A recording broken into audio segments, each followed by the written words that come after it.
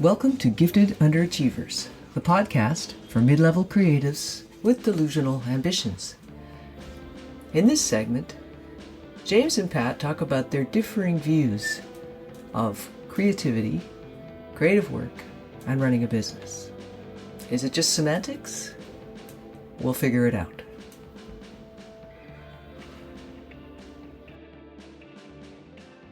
And I don't want to say business because I really feel like I'm not a business. I don't at all feel like a business. And even though there's a lot of overlap, Yeah. it's still not a business. Interesting. I'm really curious about that because I think for me, the only way I can, I'd remind myself that I'm a business on the regular because otherwise I would just be, I don't know, I just would feel like I don't like the term freelancer because you don't have freelance plumbers. Yeah. Interesting. We should I have don't know. a segment. I think, it's in contract labor or contract employee doesn't work either. And that's the thing, is maybe there needs to be a better term. And, there's all these sort of like hip terms like side hustle and this kind of thing. Yeah.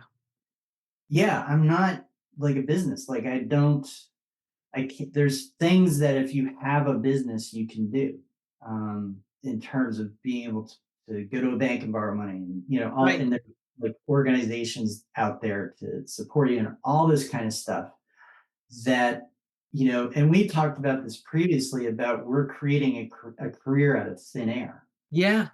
And how that goes is determined as much by outside influences and factors as it is by our own work and strategies and the things that we do. But yeah, it feels like there's a lot of overlap with a lot of different things, but it's not one thing. Interesting. Yeah, I think so I'm leaning more towards the opinion that thinking of it as a business, regardless of the fact that, yeah, you can't make a business case for getting 10 grand or 100 grand out of a bank in our industry or with how we operate, because they don't understand it. You can write about it all you want in a prospectus or a business document or what do they call them? Business plan, they call them. You can write about all you want, but there are too many variables that are because of the subjective nature of art. So I don't think an artist could do it. I don't know if a baseball player could go to a bank and say, here's all my stats. I need a year to go train. And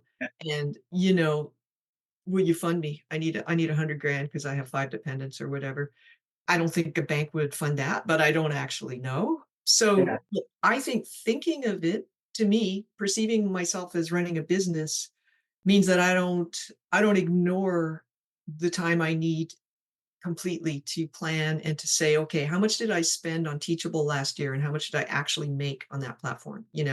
Stuff like that. So I do quite a bit of that kind of thinking. I wouldn't say quite a bit, but it comes up in my mind. I'm like, I gotta watch those numbers and I gotta make sure that I'm always making X more than I spend so that I can net this every month.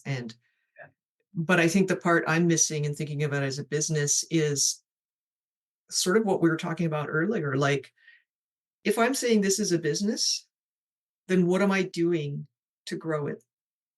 Right. Because there's businesses that don't necessarily need to grow, but in my case, if I'm ever going to get out of this closet, it needs to grow. I know, if we're ever going to be able to let John Irving go free, we've got to achieve these goals. Until then, he's in the basement. Yeah, he's stuck. He's got a nice wrestling mat down there. But and he keeps asking for these spendy protein bars, and I'm like, John, I haven't achieved my business goals. Sorry. So yeah, that's a little pricey there, Jono. Here's the catalog from Walmart. You can pick anything under $5 a box. Yeah, here's some rolled oats.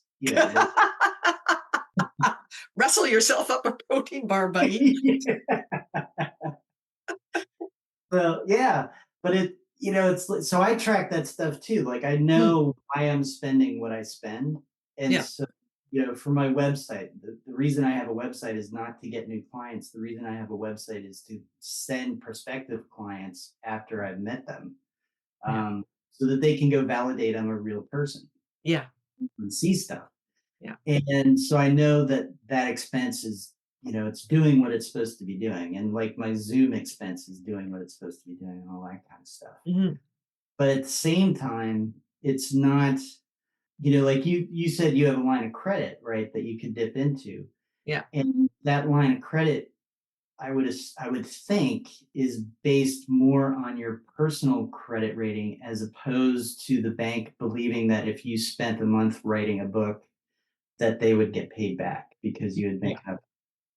100%. They don't have a clue what I do for a living. They know my income because I file tax returns, but that's a personal line of credit. I've tapped into it once when I was short for paying taxes, and I paid it back within a month. And I like to use it because it establishes a credit history because it's with a bank I was new to because I Mhm. took all my stuff away from the bank I'd used with Rich for 30 years as soon as I could because I didn't like that bank. So anyway, la, la, la, la, I did. Yeah, it was completely personal. That line of credit is it's low. It's 15 grand. That's not a game changer, you know. But it's probably, I don't know. I mean, and this would be an interesting question. So, to anybody who's listening, contact and say, hey, I've got 30 grand and everybody else does too. So ha ha. That may be more than most other people do who are doing what we're doing have, Yeah, you yeah. know? And I always try to have a cushion. So I'm trying to build up a 6-month income cushion in my savings account, like my business savings account. It's not the bank doesn't consider it a business account, but it's just the one I only use for business. And I'll get up to 2.5 months, Mm. and then there will be a bill, and I have to cover it. And it's not a surprise that there's a bill because I knew there was going to be a bill. But it's like it's very hard to push it up to 6 months because I need more income compared to the expenses of what I consider running the business. I just need that to be a bigger Yeah. difference. Yeah. Yeah. Yeah. And I think, for me, it's like I'm trying to do that.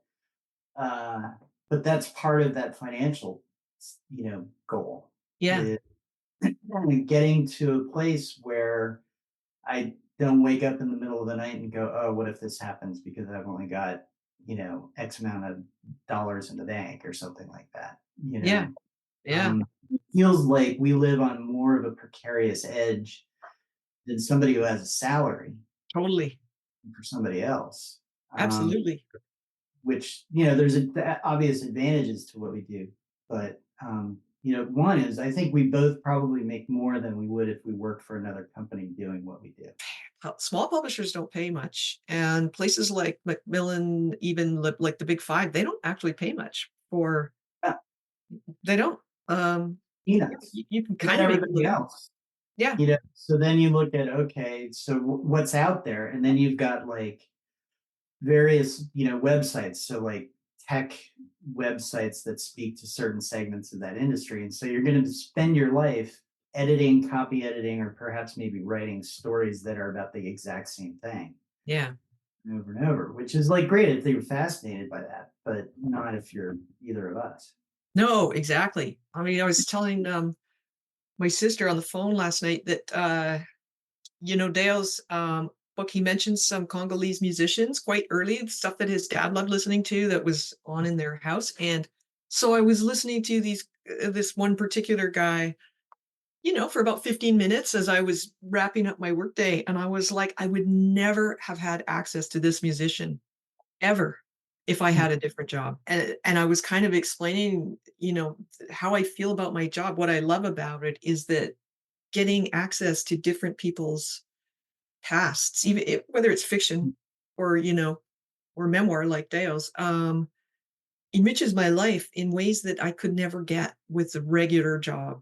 I don't think there's that many jobs out there that do that because when you get to a certain point like in the hierarchy, say I have a government job and say it's in an area I'm super interested in, let's say it's foreign policy or something, which I'm not actually that interested in, but anyway, then you have to specialize. It becomes the thing where that's all you ever, like you were just saying, that's all you ever write about or, go to meetings about. So it's no longer the kind of variety of Yeah. stimulus. Yeah. Yeah. If you're a generalist like us, then, Yeah. people who are born, they want to do foreign policy or they want to do tech, but we're able to do all of it Yeah. and quickly gain a level of experience and knowledge. Yeah. So it's a very growth oriented kind of thing that we get to do. That's a good way to put it. It is.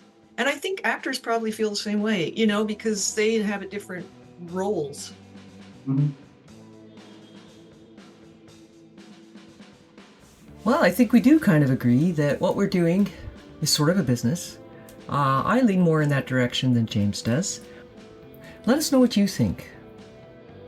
Please leave a comment, join our chat page, or send us an email to giftedunderachievers@substack.com. Thanks for listening to Gifted Underachievers, a podcast for mid-level creatives with delusional ambitions.